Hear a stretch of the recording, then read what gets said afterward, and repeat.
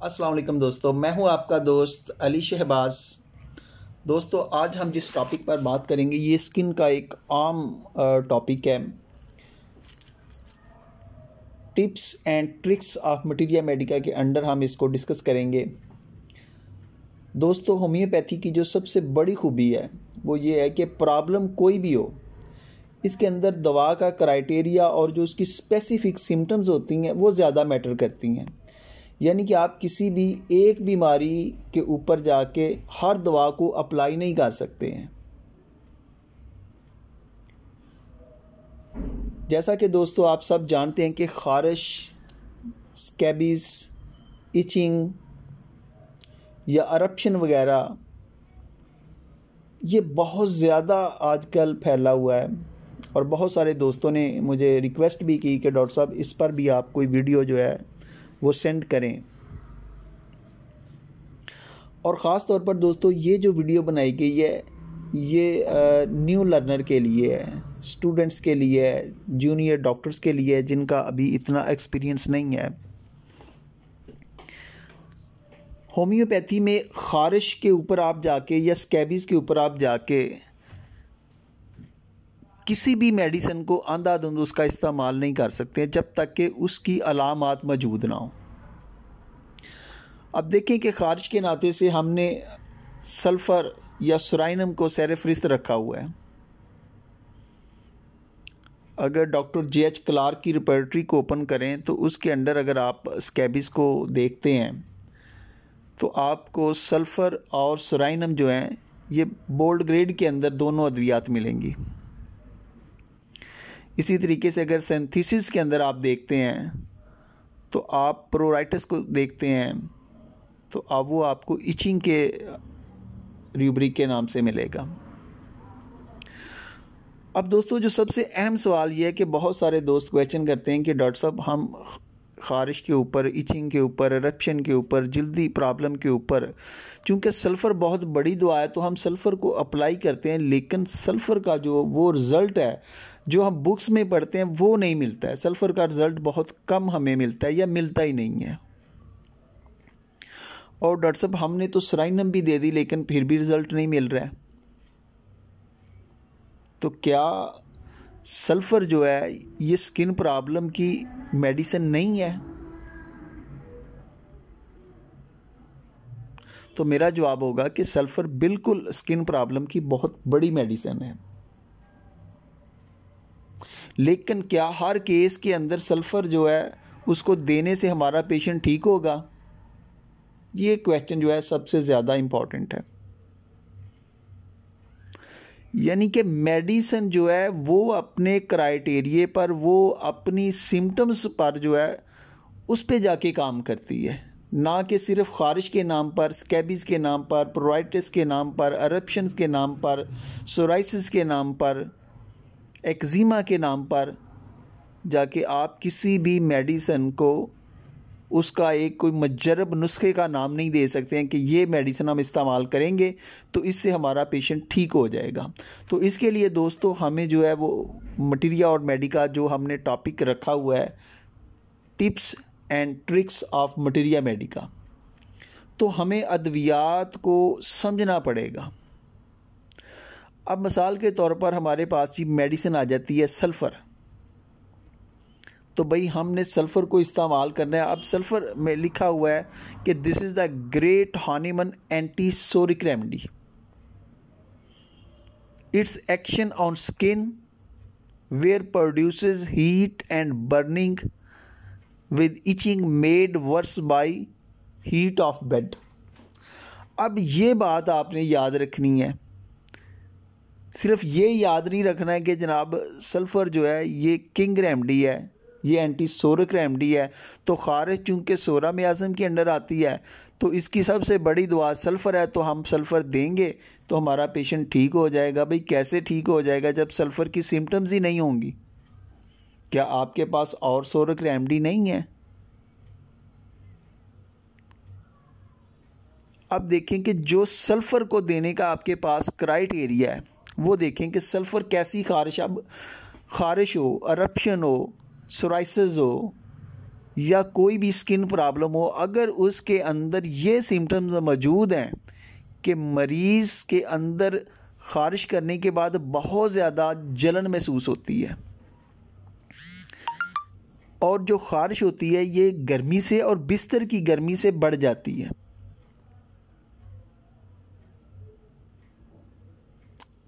तो तब जाके सल्फ़र जो है ये अच्छा वर्क करेगी। अब अक्सर दोस्त हज़रात देखे हैं कि वो कहते हैं कि ख़ारिश के हर केस के अंदर सल्फ़र जो है वो देनी चाहिए और उसके बाद दूसरी अद्वियात देना चाहिए। तो ये होता है तुक्का मेरे भाई, लग जे तो लग जे, अदरवाइज़ फिर यही हमें सुनने को मिलता है कि यार सल्फ़र हमने इस्तेमाल करवाई है लेकिन सल्फ़र से हमें कोई रिज़ल्ट नहीं मिला। लेकिन अगर ख़ारिश ऐसी होगी जिसके अंदर जनाब आपको बर्निंग मिल रही है कि पेशेंट स्क्रैच करता है और स्क्रैच करने के बाद उस जगह पे बर्निंग है और वो नहाने धोने से भी बढ़ रही है, यानी कि सल्फ़र की जो ख़ारिश है उसके अंदर आपको जलन भी मिली है, नहाने और खुजाने से खुजली या ख़ारिश बढ़ती है और जिल्द छिल जाती है, ख़ारिश बिस्तर की गर्मी से बढ़ती है। ख़ारिश जो होती है ये गर्मी और शाम के वक़्त, मौसम बहार में और मरतूब मौसम के अंदर भी बढ़ती है। अब ख़ारिश की एक और अहम अलामत है कि इसका जो मरीज़ होता है ये नहाना पसंद नहीं करता है। इसके अलावा एक और अहम सिम्टम्स आपके सामने रखते हैं कि इसके मरीज़ के हाथ, पाँव और सर की चोटी में जलन पाई जाती है। अब ये देखें, ये है वो आपका जो क्लिनिकल आपकी टिप्स और ट्रिक्स है। अब आपको प्रॉब्लम आपके सामने पेशेंट लेके आया, प्रॉब्लम कोई भी है, भूल जाएं कि वो आपको ख़ारिश पे आया या कोई भी है। अब जब हम क्रॉनिक पेशेंट देखते हैं, अब चाहे वो स्टॉमी के नाते से उसका प्रॉब्लम हो, चाहे वो लीवर के नाते से उसका प्रॉब्लम हो या स्किन के नाते से उसका प्रॉब्लम हो, लेकिन अगर पेशेंट हमें कहते हैं कि डॉक्टर साहब मेरे पाँव के में से जलन बहुत ज़्यादा होती है, मेरे हाथों से जलन जो होती है वो होती है, मेरे सर की चोटी में जलन बहुत ज़्यादा पाई जाती है, डॉक्टर साहब मैं बिस्तर जो होता है वो पाँव से बाहर निकाल देता हूँ, तो ये आपके पास एक ज़बरदस्त मेडिसिन आ जाती है सल्फ़र। और फिर आप देखेंगे कि इस रूब्रिक को जाके अगर ओपन करते हैं यहाँ पर आपको कुछ और मेडिसिन भी मिलेंगी। बाज़ मेडिसिन में से सिर्फ़ और सिर्फ आपको हरारत निकलती हुई महसूस होगी, बाज़ मेडिसिन जो है वो भी अपने पाँव बिस्तर से बाहर, पल्सा टीला का जो पेशेंट है वो भी बिस्तर से पाँव बाहर निकाल देता है, वो ठंडे फर्श पर चलने से सुकून उसको महसूस होता है।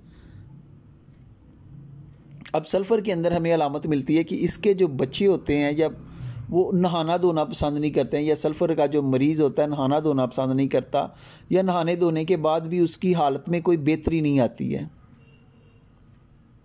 उसकी लुकिंग ही ऐसी होती है। तो अब स्किन प्रॉब्लम्स के अंदर अगर आप स्किन चैप्टर को सेक्शन को ओपन करते हैं तो उसके अंदर आपको मिलता है कि जो पेशेंट की स्किन होती है वो अनहेल्दी होती है, और अगर स्किन के ऊपर, जिल्द के ऊपर कोई मामूली सी खराश भी आ जाए, मामूली सा ज़ख़म भी आ जाए तो वो भी जल्दी ठीक नहीं होता, उसमें भी पस पड़ने का रुझान होता है। इसके चाहे फ्रीकल्स हों उनमें बहुत ज़्यादा जनाब ख़ारिश होगी, जलन होगी। अब इसमें इजाफ़ा हो रहा है स्क्रैच करने से कि जब आप ख़ारिश करते हैं तो इससे इजाफ़ा हो जाएगा, वॉशिंग से, धोने से इजाफ़ा हो जाएगा।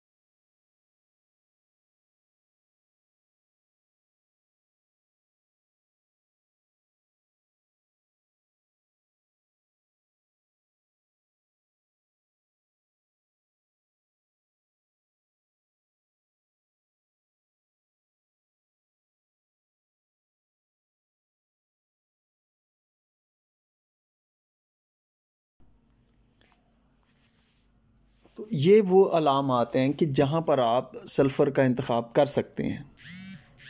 यानी कि आपने क्या याद रखा कि जी मरीज़ शदीद किस्म की वो ख़ारिश में मुब्तला है, चाहे वो स्कैबीज़ के अंदर मुब्तला है, चाहे वो अरप्शन के ऊपर उस पर जिल्द पर अरप्शन है। अब ख़ारिश है तो ख़ारिश कैसे बढ़ रही है? स्क्रैच करने से। स्क्रैच करने के बाद क्या हो रहा है? जलन हो रही है।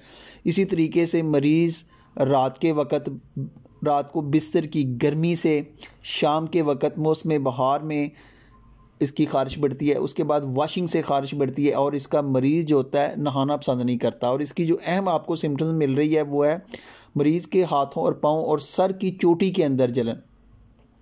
अब इस एक अलामत पर कि मरीज़ के हाथों और उसके पाँव और उसकी सर की चोटी में अगर जलन वाली आपको अलामत मिलती है तो ये एक बहुत ही ज़बरदस्त अलामत है। ये सिर्फ़ और सिर्फ आप स्किन प्रॉब्लम्स के नहीं, बल्कि किसी को अगर लीवर का प्रॉब्लम है, स्टमक का प्रॉब्लम है, तो फिर भी आप इन अलामात पे जाके इस दवा को सिलेक्ट कर सकते हैं और आपको ज़बरदस्त रिज़ल्ट मिलेंगे।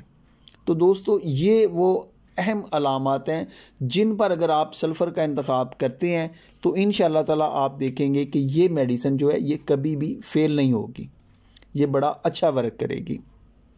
लेकिन अगर आप सिर्फ़ किसी भी ख़ारिश के केस में सिर्फ़ और सिर्फ कि ये जी एंटीसोरिक रेमेडी है तो इस हवाले से आप इस्तेमाल करेंगे तो फिर जो है वो प्रॉब्लम हो सकता है।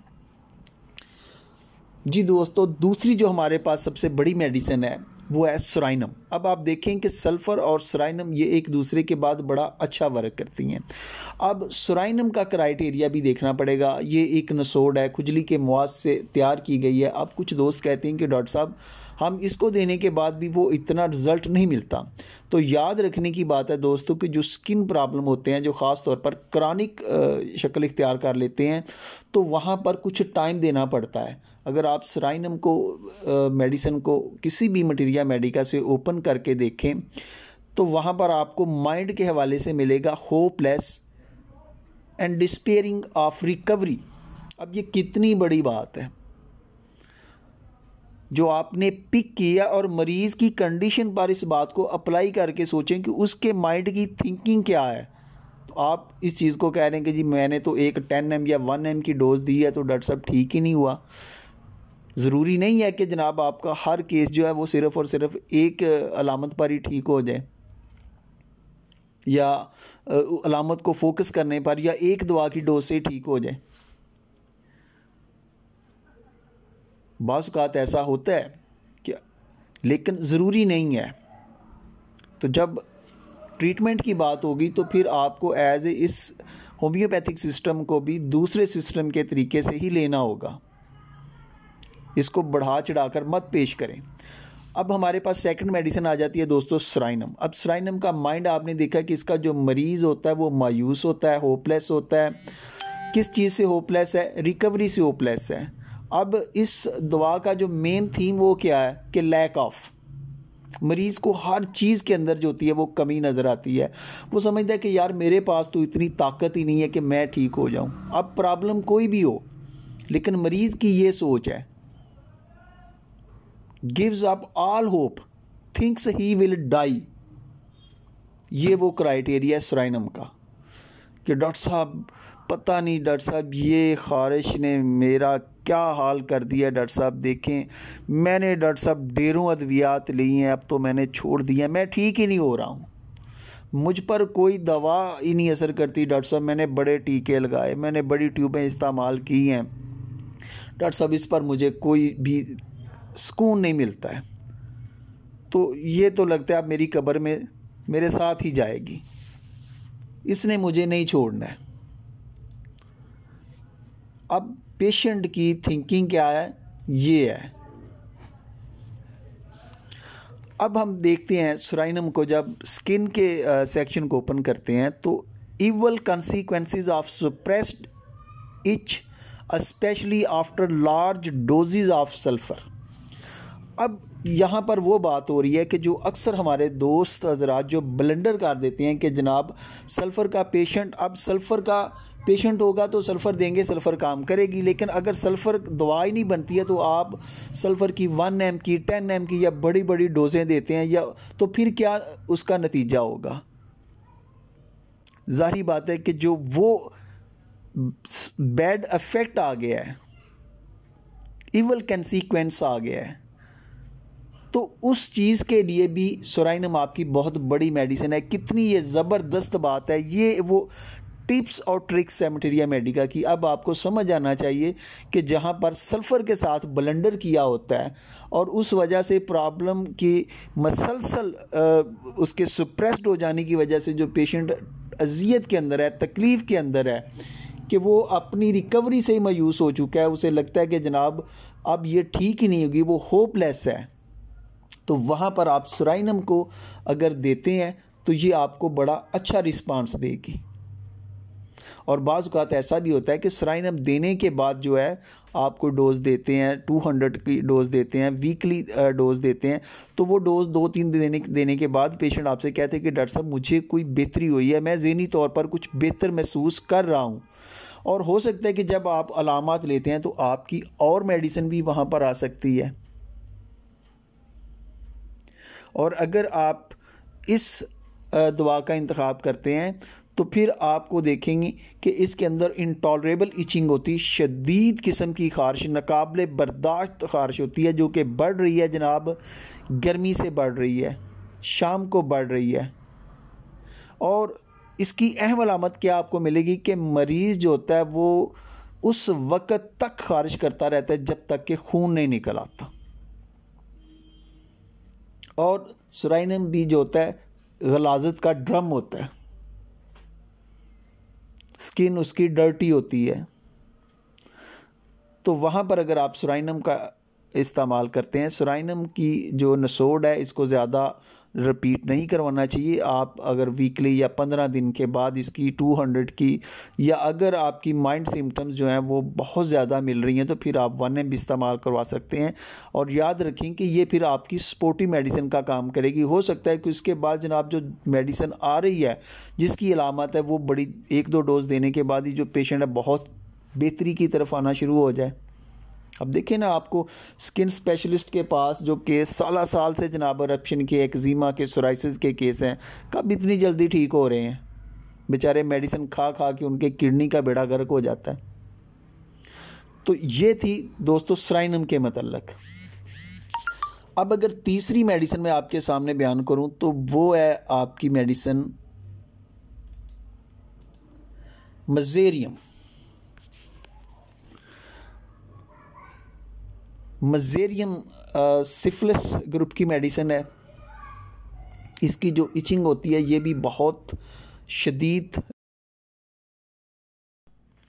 मज़ेरियम इसकी नाकाबिले बर्दाश्त आपको ख़ारिश मिलेगी। बिस्तर में जाने से मरीज़ की ख़ारिश बढ़ जाती है, ख़ारिश में बहुत ज़्यादा जलन होती है, मोटे छिलके। तो अगर इस अलामात पर आप मज़ेरियम का इस्तेमाल करते हैं तो आपको बहुत ही ज़बरदस्त रिज़ल्ट मिलेगा।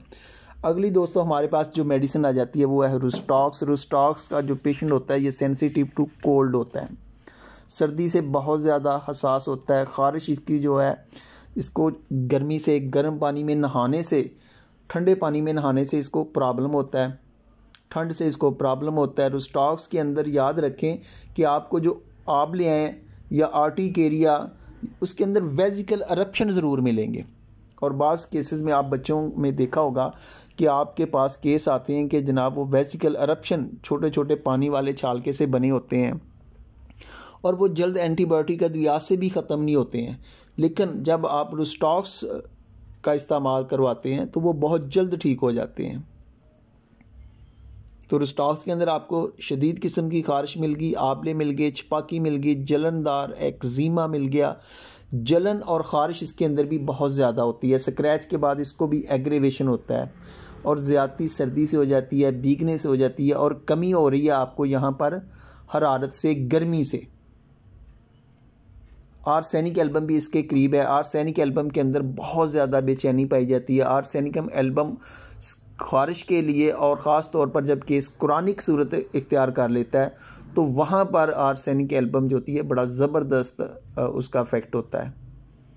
चाहे वो सोराइसिस हो, चाहे वो एक्जिमा हो, चाहे वो ख़ारिश हो या किसी भी किस्म का कोई भी प्रॉब्लम हो, तो आर्सेनिक एल्बम जो होती है वो आपको कभी भी मायूस नहीं करेगी। और उसमें भी क्या हो रहा है कि जैसा कि आर्सेनिक एल्बम में आपने पढ़ा है कि उसकी जो जलन होती है वो गर्मी से ही उसको सुकून महसूस होता है। इस तरह दोस्तों हमारे पास एक और मेडिसिन है जी, एलोमीना। एलोमीना भी खारिश की बहुत ज़बरदस्त मेडिसिन है और इसके अंदर भी आपको इंटॉलरेबल इचिंग मिलती है। और ख़ास तौर पर इसकी जो खारिश बढ़ रही है व्हेन गेटिंग वार्म, जब पेशेंट जो होता है ये गर्म हो जाता है। और ख़ारिश करने के बाद इसके अंदर जो हमें अलामत मिलती है कि ख़ारिश मरीज़ करता है अनटिल इट ब्लीड्स, कि ब्लीडिंग वाला मामला यहाँ पर भी आपको नज़र आएगा कि उस वक्त तक मरीज़ ख़ारिश करता रहता है जब तक कि वहाँ से खून निकलना शुरू नहीं हो जाता।